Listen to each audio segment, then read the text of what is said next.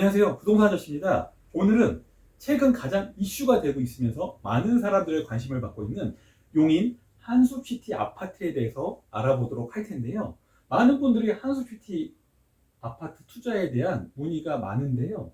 이 투자에 앞서 반드시 알아야 할 두 가지, 이 두 가지가 무엇인지 오늘 여러분들과 한번 알아보도록 하겠습니다.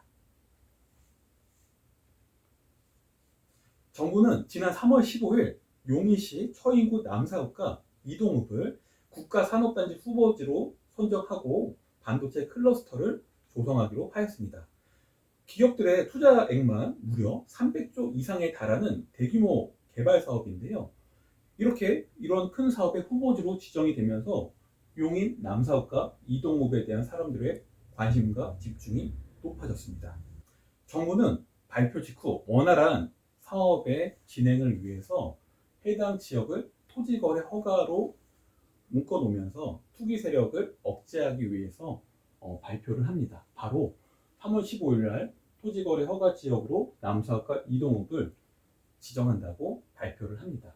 그래서 이 두 지역은 23년 3월 20일부터 향후 3년간 토지거래 허가 지역으로 지정이 되었습니다. 이렇게 토지거래 허가 지역으로 지정이 되면 일정 면적 이상을 거래할 때, 사고 팔 때 관할관청에 허가를 받아야 되는데요. 이렇게 보시면 지역마다, 용도마다, 토지의 용도마다 허가 받아야 하는 면적 기준이 다른데요. 가장 대표적으로 주거지 같은 경우는 60제곱미터가 초과가 되면 허가를 받아야 되고요.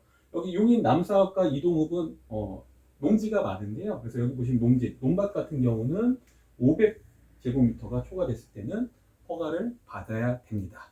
그러면 이 토지거래 허가 내용을 머릿속에 담아두고요. 다시 용인 한숲시티로 넘어가 보도록 하겠습니다. 최근 용인 한숲시티에 대한 투자 문의가 많이 늘었는데요. 급증했는데요. 그 이유가 뭘까요?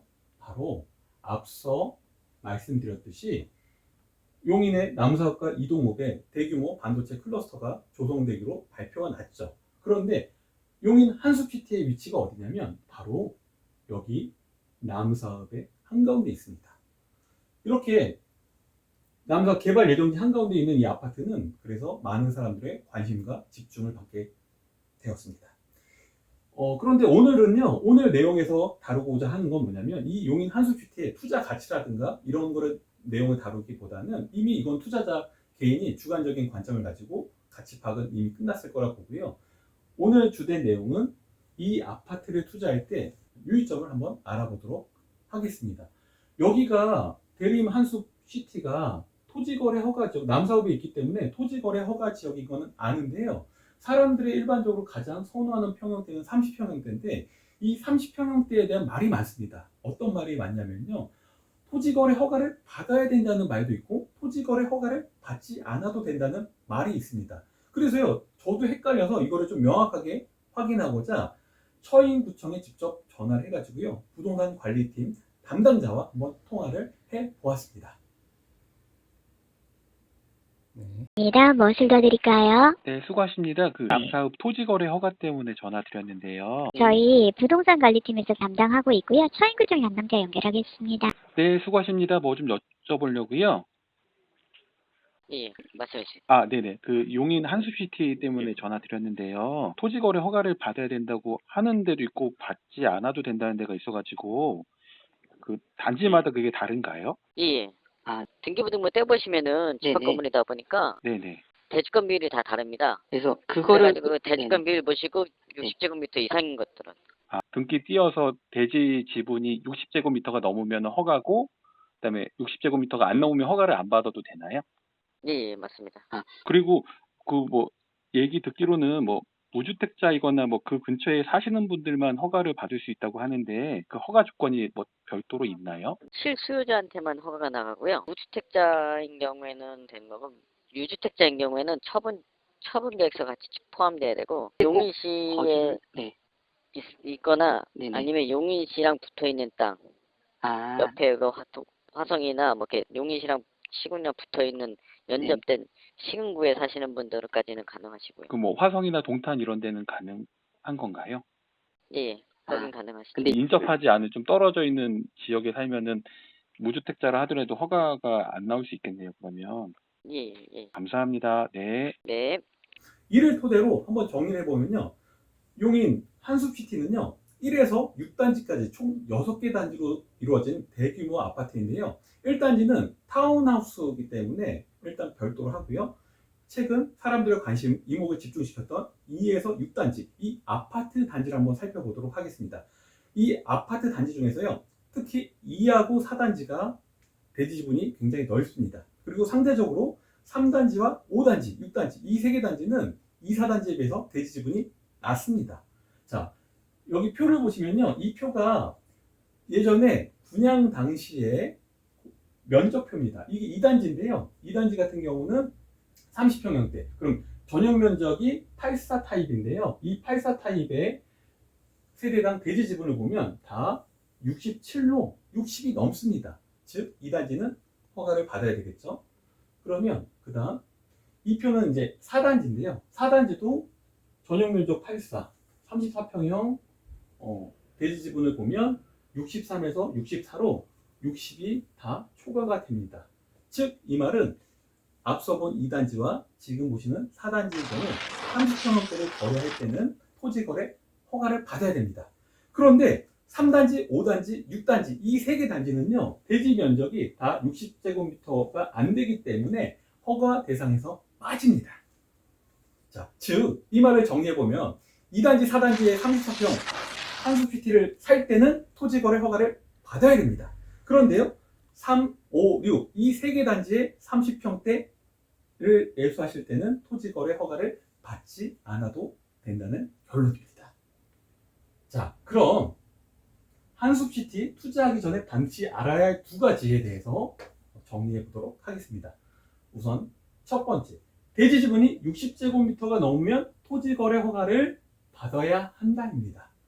그런데 여기서 여러분들 말씀드리고 싶은 게 뭐냐면 이 60제곱미터 기준이 뭐냐?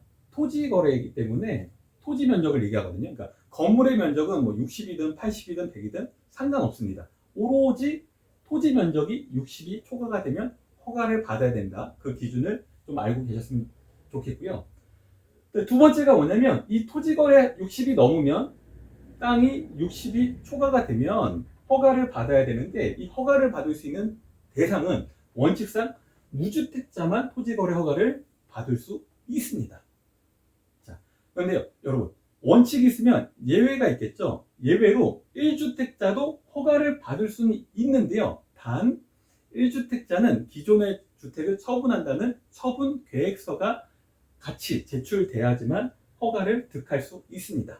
자, 여기까지도 중요한데 더 중요한 포인트가 하나 더 숨어 있습니다. 그 포인트는 뭐냐면 자, 중요한 포인트가 있는데요. 그 포인트는 이 지도를 보면서 설명드리도록 하겠습니다. 여러분, 이 빨간색으로 처리된 부분이 바로 용인시의 그 위치를 표시한 지도인데요.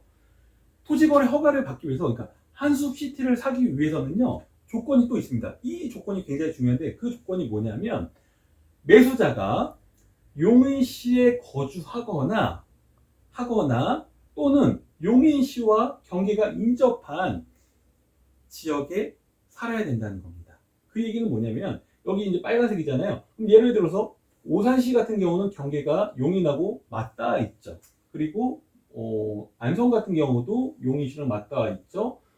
그래서 오산이나 안성시에 사시는 분은 한숲시티를 살 수가 있다는 거죠. 허가가 돼요. 받을 수 있어요. 그런데 반대로 경계가 맞닿아 있지 않는 지역, 그러니까 예를 들어서 여기 뭐 양평을 예를 들어 볼까요? 양평은 용인과 경계가 맞닿아 있지가 않잖아요. 그래서 양평군에 거주하시는 분은 한숲시티를 매수를 하면 토지거래 허가를 받을 수가 없습니다. 그래서 이 부분이 핵심인 거예요. 매수를 계획하시거나 투자를 계획하시는 분들은 2단지, 4단지, 30평형대는 토지거래 허가를 받아야 되는데 그 허가를 받을 때는 조건이 무주택자이거나 1주택자일 때는 기존 주택을 처분하는 조건이다. 그리고 제일 중요한 포인트는 용인에 거주를 하거나 혹은 용인 경계 지역에 붙어있는 지역에 사시는 분들만 토지거래 허가를 받을 수 있다는 것입니다. 자, 그러면 오늘 이처럼 용인 한숲시티에 대한 유의사항, 투자 시 유의사항에 대해서 알아봤습니다. 여러분, 이번 반도체 클러스터 발표는요, 용인에 있어서는 굉장히 큰 호재입니다. 그리고 이 호재는 앞으로 용인의 발전과 또 부동산 가격에 상당히 긍정적인 영향을 미칠 거라고 봅니다. 평가됩니다. 그런데요, 여러분, 한 가지 여러분들 유의하실 점은 뭐냐면, 소문난 잔치에 먹을 거 없다라는 옛말이 있습니다. 이 시세 차익은요, 소문이 나기 전에 매수를 해놓고, 그리고 나서 소문이 난 후에 매도를 하는 게 일반적인 패턴입니다. 그런데 이미 용인 한숲시티 같은 경우는 소문이 다 났습니다. 그래서 여러분들께 당부드리고 싶은 말씀은 뭐냐면, 단기적인 시세 차익을 누리기 위해서 그걸 노리고 지금 접근하시기보다는 향후 용인이 좋아지고 발전 가능성에, 그러니까 장기적인 플랜에 베팅을 하셨으면 좋겠습니다. 그래서 장기적인 안목을 갖고 접근을 하시면 굉장히 좋은 물건이 될 수 있지만, 단기적인 시세 차익을 노리기 위해서 들어가는 건 다시 한번 신중하게 생각해 보셨으면 좋겠습니다. 오늘 내용이 좋았다면 좋아요, 구독, 알림 설정 부탁드리겠습니다. 오늘 영상은 여기까지입니다. 시청해 주셔서 감사합니다.